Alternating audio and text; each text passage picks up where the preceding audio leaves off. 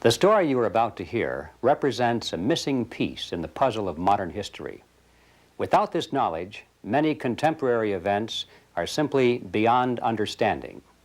You are about to hear a man tell you that the major tax-exempt foundations of this land, since at least 1945, have been operating to promote a hidden agenda. And that agenda has nothing to do with the surface appearance of charity, good works, or philanthropy. This man will tell you that the real objectives include the creation of a worldwide collectivist state, including the Soviet Union, which is to be ruled from behind the scenes by those same interests which now control the tax-exempt foundations. The man who tells this story is none other than Mr. Norman Dodd, who in 1954 was the staff director of the Congressional Special Committee to investigate tax-exempt foundations, sometimes referred to as the Reece Committee, in recognition of its chairman, Congressman Carroll Reece. The interview you are about to see was conducted by me in 1982. I had no immediate use for the material at that time, but I realized that Mr. Dodd's story was of extreme importance, and since he was advanced in age and not in good health, I simply wanted to capture his recollections on videotape while he was still with us. It was a wise decision because Mr. Dodd did pass away just a short time afterward. In recent months, there has been a resurgence of interest in the substance of Mr. Dodd's story, and we have decided to make it available to the general public. And so what now follows is the full, unedited interview, broken occasionally only for a tape change or to omit the sound of a passing airplane. It stands on its own as an important piece in the puzzle of modern history. Mr. Dodd, let's begin this interview by a brief statement for the record, telling us who you are, what your background is, and your qualifications to speak on this subject. Well, Mr. Griffin, as for who I am just, as the name implies, an individual born in New Jersey and educated in private schools, eventually in a school called Andover, Massachusetts, and then Yale University, and running through my whole period of being brought up and growing up, I have been an indefatigable reader, and I have had one major interest, and that was this country, as I was led to believe it was originally founded. And I entered the world of business knowing absolutely nothing about how that world operated, and realized that the only way to find out what that world was consisted of would be to become part of it. And I then acquired some experience in the manufacturing world, and then in the world of international communication, and finally chose banking as the field I wished to devote my life to.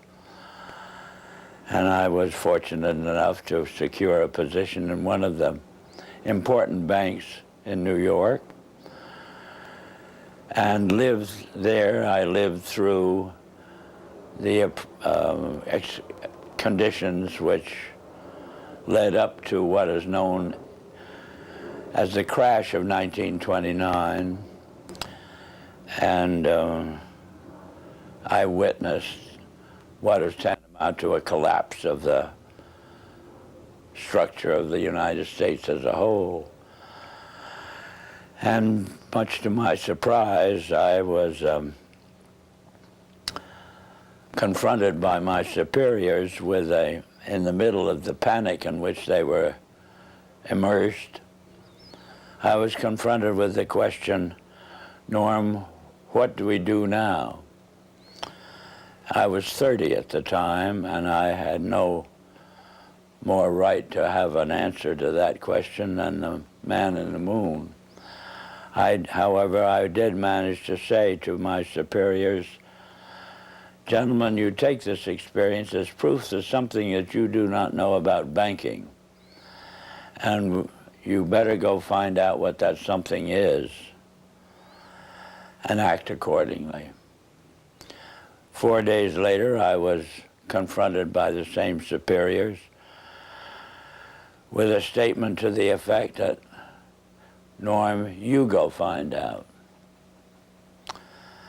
And I really was fool enough to accept that assignment because it meant that you were going out to search for something and nobody could tell you what you were looking for. But I felt so strongly on the subject that I consented to. I was relieved of all normal duties inside the bank. And 2.5 years later, I felt that it was possible to report back to those who had given me this assignment. And so I rendered such a report. And as a result of the report I rendered, I was told the following: Norm, what you're saying is we should return to sound banking. And I said, yes, in essence, that's exactly what I'm saying. Whereupon I got my first shock, which was a statement from them to this effect: we will never see sound banking in the United States again. And they cited chapter and verse to support that statement. And what they cited was as follows: since the end of World War I, we have been responsible for what they call the institutionalizing of conflicting interests. And they are so prevalent inside this country that they can never be resolved. This came to me as an extraordinary shock because the men who made the statement were men who were deemed as the most prominent bankers in the country. The bank of which I was a part was spoken of as a Morgan bank. And coming from men of that caliber, a statement of that kind made a tremendous impression on me. And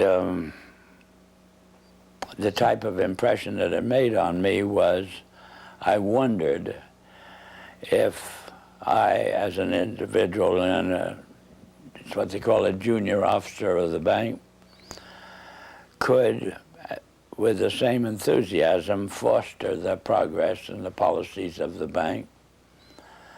I spent about a year trying to think this out and came to the conclusion that I would have to resign. I did resign, and as a consequence of that, had this experience. When my letter of resignation reached the desk of the president of the bank, he sent for me. And I came to visit with him, and he stated to me, Norm, I have your letter, but I don't believe you understand what's happened in the last 10 days. And I said, no, Mr. Cochran, I have no idea what's happened. Well, he said, the directors have never been able to get your report to them out of their mind. And as a result, they have decided that you, as an individual, must begin at once, and you must reorganize this bank in keeping with your own ideas. And he then said, now, can I tear up your letter? And inasmuch as what had been said to me was offering me, at the age of, by then, 33, about as fine an opportunity for service to the country as I could imagine, I said yes. And they said they wished me to begin at once. And I did, and suddenly, in the span of about 6 weeks, I was not permitted to do another piece of work. And every time I brought the subject up, I was kind of patted on the back and said, and told, stop worrying about it, Norm. Pretty soon you'll be a vice president, and then you will have quite a handsome salary and ultimately be able to retire on a very worthwhile pension. In the meantime, you can play golf and tennis to your heart's content on weekends. Well, Mr. Griffin, I found I couldn't do it. I spent a year with figuratively with my feet on the desk doing nothing, and I just couldn't adjust to it. So I did resign. And this time, my resignation stuck, and then I got my second shock, which was the discovery that the doors of every bank in the United States were closed to me, and I never could get a job, as it were, in a bank. So I found myself, for the first time since I'd graduated from college, out of a job. And from there on, I followed various branches of the financial world, ranging from investment counsel to membership of the stock exchange, and finally ended up as an advisor to a few individuals who had capital funds to look after. In the meantime, my major interest became very specific, which was to endeavor, by some means, of getting the educational world to actually, you might say, teach the subject of economics realistically and move it away from the support of various speculative activities that characterize our country. And I have had that interest, and you know how as you generate a specific interest, you find yourself gravitating toward persons with similar interests. And ultimately, I found myself kind of the center of the world of dissatisfaction with the direction that this country was headed. And that's on one direction, and this same way I found myself in contact with many individuals who, on their own, had done a vast amount of studying and research in areas which were part of the problem.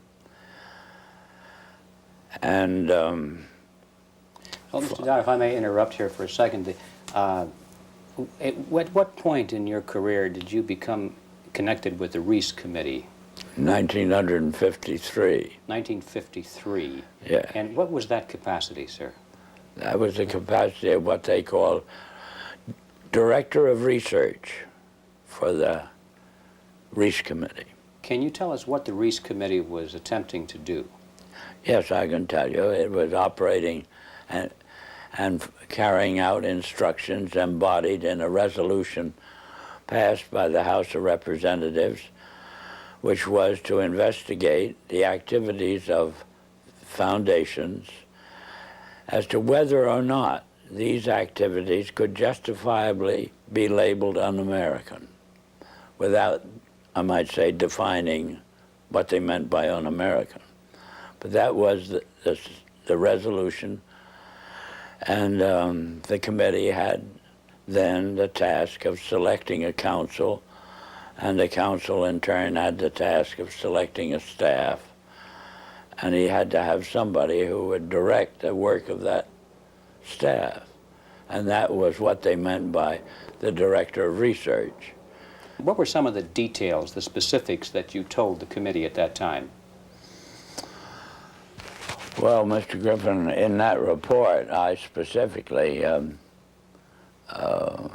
number one, defined what was, to us, what was meant by the phrase un-American. And we defined that in our way as being a determination to effect changes in the country by unconstitutional means. We have plenty of constitutional procedures, assuming that we wish to effect a change in the form of government or that sort of thing. And therefore, any effort in that direction which did not avail itself of the procedures which were authorized by the Constitution could be justifiably called un-American. That was the start of educating them up to that particular point. The next thing was to educate them as to the effect on the country as a whole of the activities of large endowed foundations over the then past 40 years. What was that effect, sir? That effect was to orient our educational system away from support of the principles embodied in the Declaration of Independence and implemented in the Constitution, and educated them over to the idea that the task now was, as a result of the orientation of education, to away from these briefly stated principles and self-evident truths.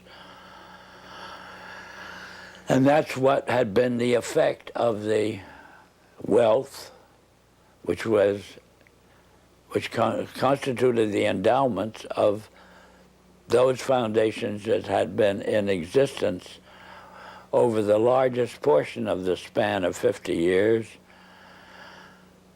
and holding them responsible for this change. And what we were able to bring forward was that what we had uncovered was the determination of these large endowed foundations through their trustees to actually get control over the content of American education. There's quite a bit of publicity given to your conversation with Rowan Gaither. Would you please tell us who he was and what was that conversation you had with him? Rowan Gaither was at that time president of the Ford Foundation. And Mr. Gaither had sent for me when I found it convenient to be in New York, asked me to call upon him at his office, which I did. And on arrival, after a few amenities, Mr. Gaither said, "Mr. Dodd, we've asked you to come up here today because we thought that possibly off the record you would tell us why the Congress is interested in the activities of foundations such as ourselves." And before I could think of how I would reply to that statement, Mr. Gaither then went on voluntarily and stated, he said, "Mr. Dodd, all of us that have a hand in the making of policies here have had experience either with the OSS during the war or the European Economic Administration after the war. We've had experience operating under directives, and these directives emanate and did emanate from the White House. Now we still operate under just such directives. Would you like to know what the substance of these directives is?" And I said, "Yes, Mr. Gaither, I'd like very much to know." Whereupon he made this statement to me, namely, "Mr. Dodd, we here operate on in response to similar directives, the substance of which is that we shall use our grant-making power so to alter life in the United States that it can be comfortably merged with the Soviet Union." Well, parenthetically, Mr. Griffin, I've nearly fell off the chair. I of course, didn't, but my response to Mr. Gaither then was, well, Mr. Gaither, I can now answer your first question. You forced the Congress of the United States to spend $150,000 to find out what you just told me. So why don't you I said, of course, legally you're entitled to make grants for this purpose, but I don't think you're entitled to withhold that information from the people of the country to whom you're indebted for your tax exemption. So why don't you tell the people of the country that's what you've told me? And his answer was, we would not think of doing any such thing. So then I said, well, Mr. Gaither, obviously, you forced the Congress to spend this money in order to find out what you've just told me. Mr. Dodd, you have spoken before about some interesting things that were discovered by Catherine Casey at the Carnegie Endowment. Can you tell us that story, please? Yes, I'm glad to, Mr. Griffin. This experience that you have just referred to came about in response to a letter which I had written to the Carnegie Endowment for International Peace, asking certain questions and gathering certain information. And on the arrival of that letter, Dr. Johnson, who was then president of the Carnegie Endowment, telephoned me and said, did I ever come up to New York? And I said, yes, I did, more or less each weekend. And he said, well, when you're next here, will you drop in and see us?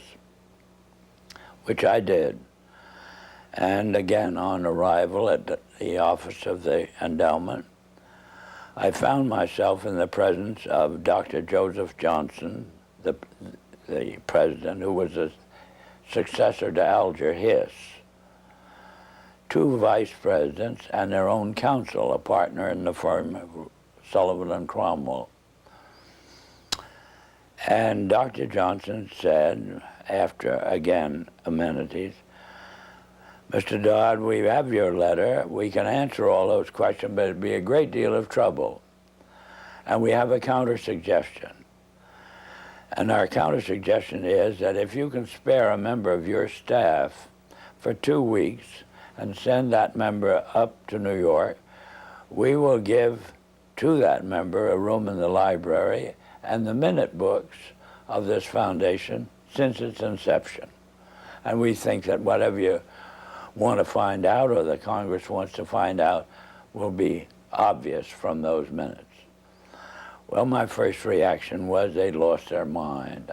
I had a pretty good idea of what those minutes would contain, but I realized that Dr. Johnson had only been in office 2 years, and the vice presidents were relatively young men, and counsel seemed to be also a young man, and I guessed that probably they'd never read the minutes themselves.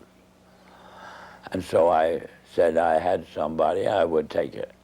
I would accept their offer, and I went back to Washington, and I selected the member of my staff who was on my staff, having been a practicing attorney in Washington, but she was on my staff to see to it that I didn't break any congressional procedures or rules.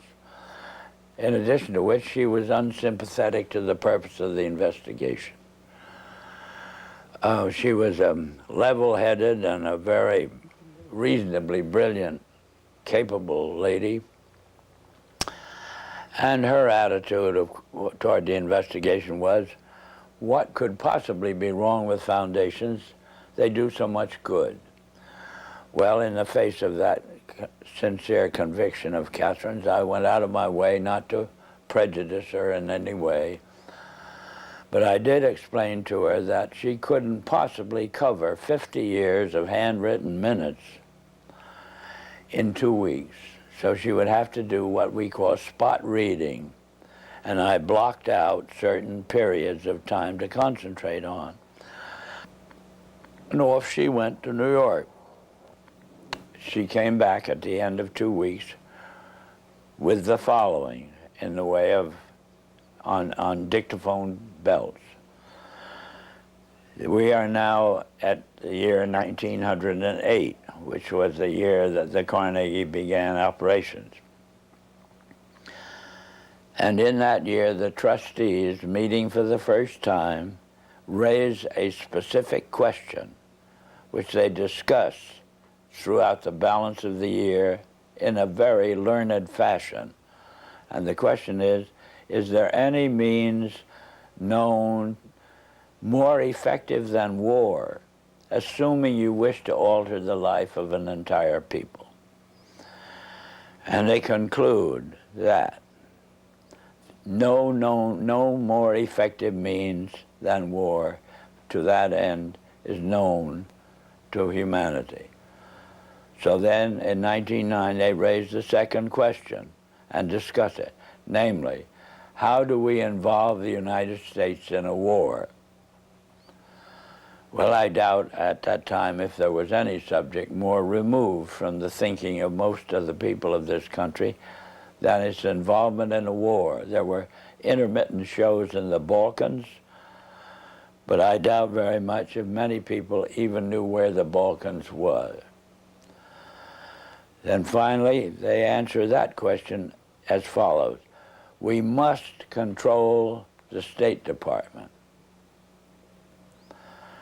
And then that very naturally raises the question of how do we do that? And they answer it by saying we must take over and control the diplomatic machinery of this country. And finally they resolve to aim at that as an objective. Then time passes, and we are eventually in a war, which would have been World War I. And at that time, they record on their minutes a shocking report in which they dispatched to President Wilson a telegram cautioning him to see that the war does not end too quickly. And finally, of course, the war is over. At that time, their interest shifts over to preventing what they call a reversion of life in the United States to what it was prior to 1914, when World War I broke out. And they arrive at that point, they come to the conclusion that to prevent a reversion, we must control education in the United States. And they realize that that's a pretty big task. So to them, it is too big for them alone, so they approach the Rockefeller Foundation with the suggestion that that portion of education which could be considered domestic be handled by the Rockefeller Foundation, and that portion which is international should be handled by the endowment. And they then decide that the key to the success of these two operations lay in an alteration of the teaching of American history. So they approach 4 of the then most prominent teachers of American history in the country, people like Charles and Mary Bird, and their suggestion to them is, will they alter the manner in which they present this subject, and they get turned down flat. So they then decide that it is necessary for them to do, as they say, build our own stable of historians. And then they approach the Guggenheim Foundation, which specializes in fellowships, and say, when we find young men in the process of studying for doctorates in the field of American history, and we feel that they are the right caliber. Will you grant them fellowships on our say-so? And the answer is yes. So under that condition, eventually they assembled 20. And they take this 20 potential teachers of American history to London, and there they're briefed into what is expected of them when, as and if they secure appointments in keeping with the doctorates they will have earned. And that group of 20 historians ultimately becomes the nucleus of the American Historical Association. And then toward the end of the 1920s, the endowment grants to the American Historical Association $400,000 for a study of our history in a manner which points to what can this country can it look forward to in the future. And that culminates in a 7-volume study, the last volume of which is, of course, in essence, a summary of the contents of the other 6. And the essence of the last volume is the future of this country belongs to collectivism administered with characteristic American efficiency. That's the story that ultimately grew out of, and of course was what could have been presented by the members of this congressional committee to the Congress as a whole for just exactly what it said. But they never got to that point. This is the story that emerged from the minutes of the Carnegie Fund. That's right. Carnegie Endowment That's Fund. right. And so... It was official to that extent. I see. And Catherine Casey brought all of these back in the form of dictated notes or verbatim readings of the minutes. On dictaphone belts. Are those in existence today? I don't know. If they are, they're somewhere in the archives under the control of the Congress, House of Representatives. How many people actually heard those, or were they typed up transcripts made of them? How many people actually heard those recordings? Oh, 3 maybe. Myself, my top assistants, and Catherine. Yeah, I might tell you this experience as far as its impact on Catherine Casey was concerned was she never was able to return to her law practice. If it hadn't been for Carol Reece's ability to tuck her away on a job with the Federal Trade Commission, I don't know what would have happened to Catherine, but ultimately she lost her mind as a result of it. Terrible shock to her. It's a very rough experience to encounter proof of these kinds. Mr. Dodd, what kind, well, can you summarize the opposition to the committee, the Reece Committee, and particularly the efforts to sabotage the committee? Well, they began right at the start of the work of an operating staff, Mr. Griffin, and it began on the day in which the committee met for the purpose of consenting to or confirming my appointment to the position of Director of Research. Thanks to the abstention of the minority members of the committee, that is the 2 Democratic members, from voting, why technically I was unanimously appointed. And well, wasn't the White House involved in opposition to the committee? Well, not at this particular point, sir. Mr. Reece ordered counsel and myself to visit Wayne Hayes.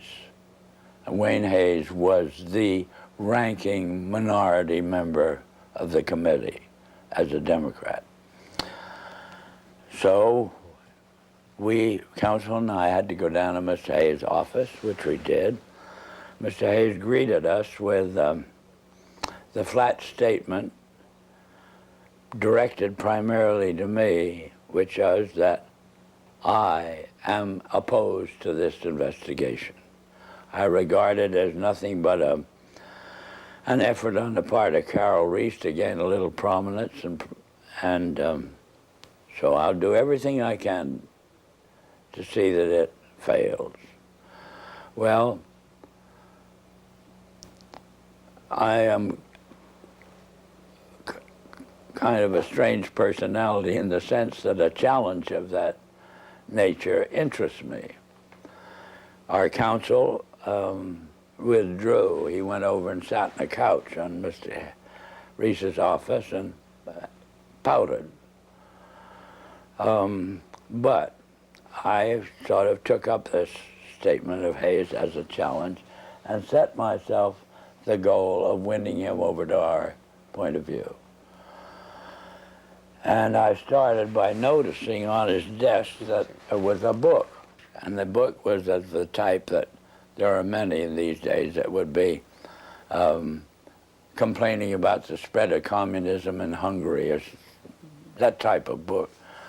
And this meant to me that at least Hayes read a book.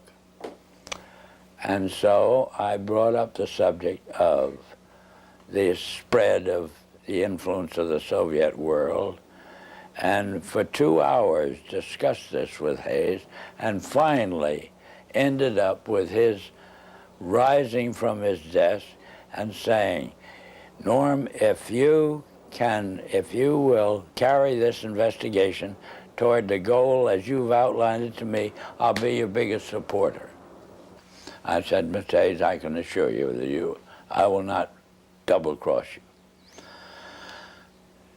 Subsequently, Mr. Hayes sent word to me that he was in the Bethesda hospital with an attack of ulcers, but would I come and see him, which I did.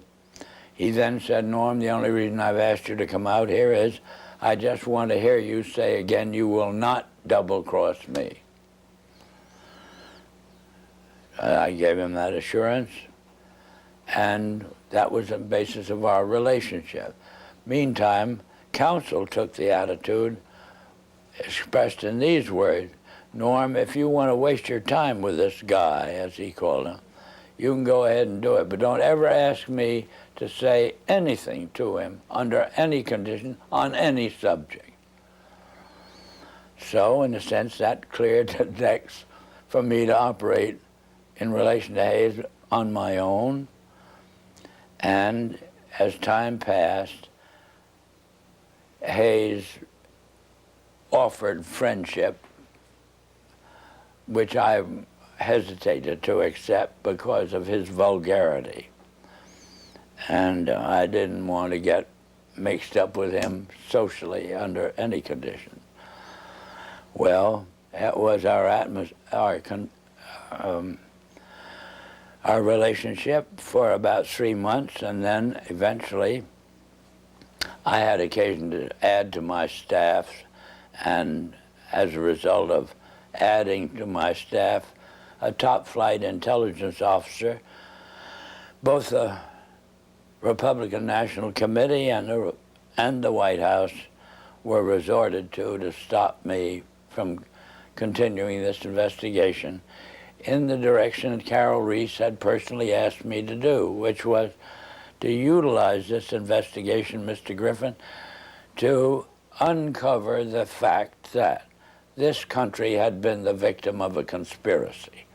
That was Mr. Reece's conviction. I eventually agreed to carry it out.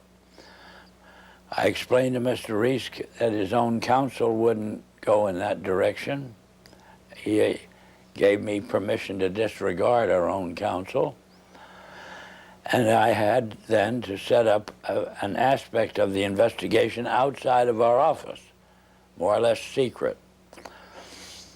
And the Republican National Committee got wind of what I was doing, and they did everything they could to stop me. They appealed to counsel to stop me, and finally they resorted to the White House. Was their objection because of what you were doing or because of the fact that you were doing it outside of the official auspices of the committee? No, their objection was, as they put it, my devotion to what they call anti-Semitism. That was a cooked-up idea, but in other words, it wasn't true at all. But anyway, that's the way I expressed it. And excuse me, why and did they made it stick. Why did they do that? How could they say that? Well, they could say it, Mr. Griffin, but they had to have something in the way of a rationalization of their decision to do everything they could to stop the completion of this investigation in the direction that it was moving, which would have been an exposure of this Carnegie Endowment story and the Ford Foundation and the Guggenheim and the Rockefeller Foundation, all working in harmony toward the control of education in the United States.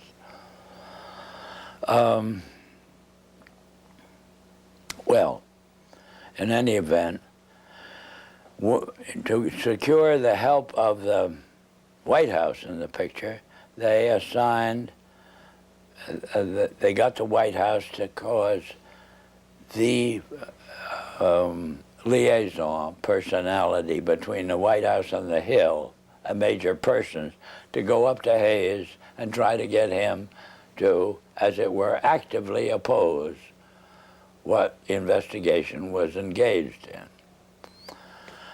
And Hayes very kindly then would listen to this visit from Major Person. Then he would call me and say, Norm, come up to my office, I have a good deal to tell you. I would go up. He'd tell me, I've just had a visit from Major Person, and he wants me to break up this investigation. So I then say, well, Wayne, what did you do? What did you say to him? He said, I just told him to get the hell out. And he did that 3 times, and I got pretty proud of him in the sense that he was, as it were, backing me up.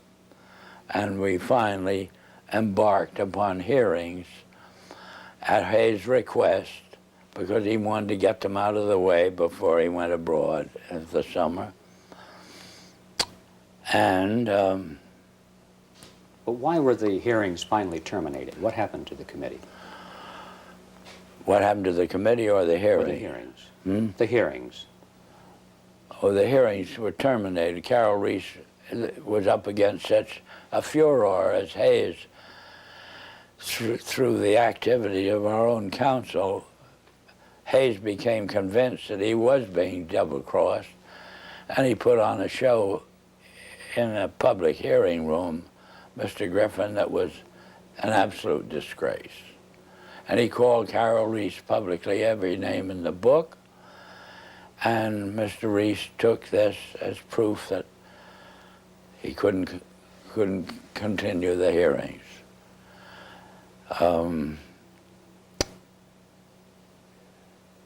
He actually invited me to accompany him when he went down to Hayes' office, and in my presence, with the tears rolling down his face, Hayes apologized to Carol Reece for every done and his conduct, and apologized to me. And I thought that would be enough and Carol would resume. But he never did. The charge of anti-Semitism is kind of intriguing to me. What was the basis of that charge?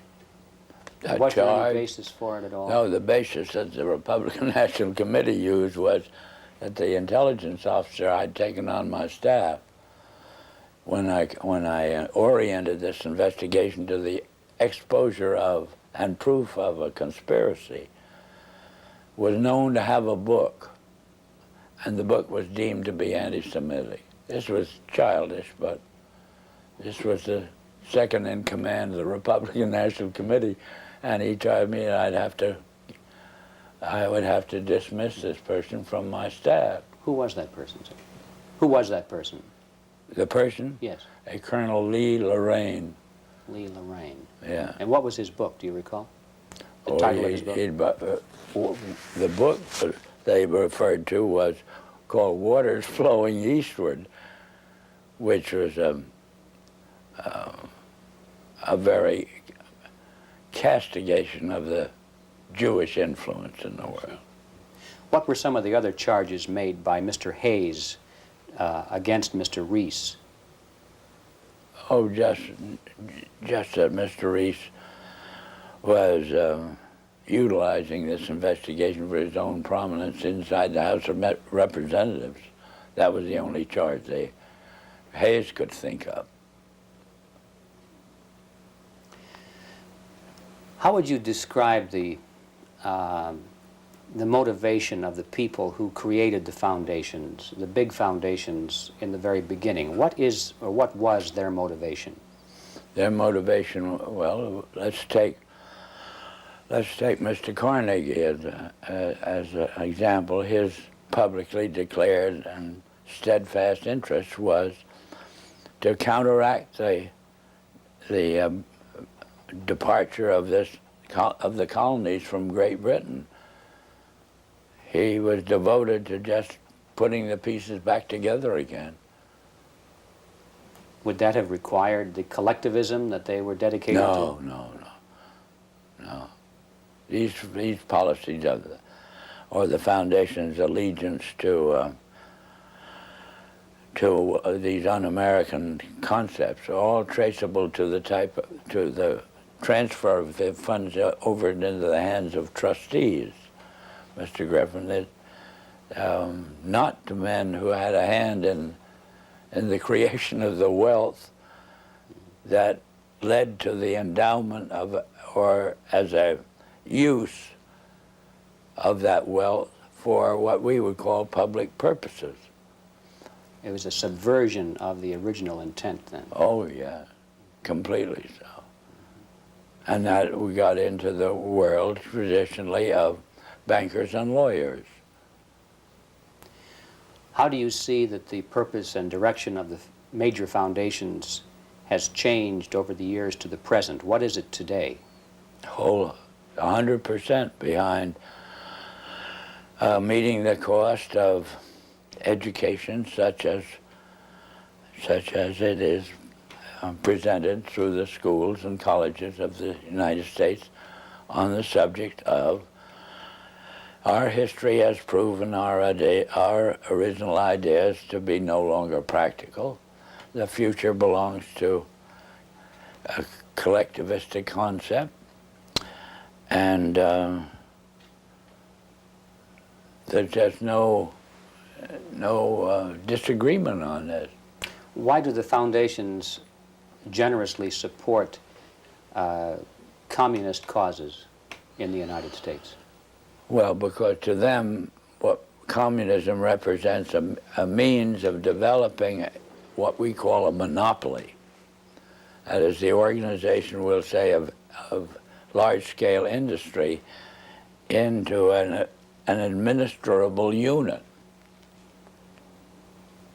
Do they think that they will be one of the administrators? They will be the beneficiaries of it, yes.